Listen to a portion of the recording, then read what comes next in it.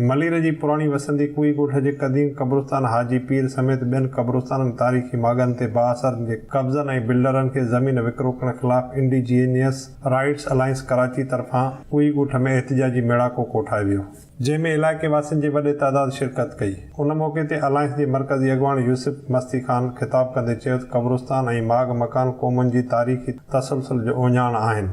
समाजी अॻवान सैद खुदारिनू शाह चयो त क़ौमी शाहरा लॻ चौकंडी हाजी पीर चश्मा ॻोठ समेत समूरा तारीख़ी क़ब्रिस्तान कब्ज़ा गिरनि जे घेरे में आहिनि।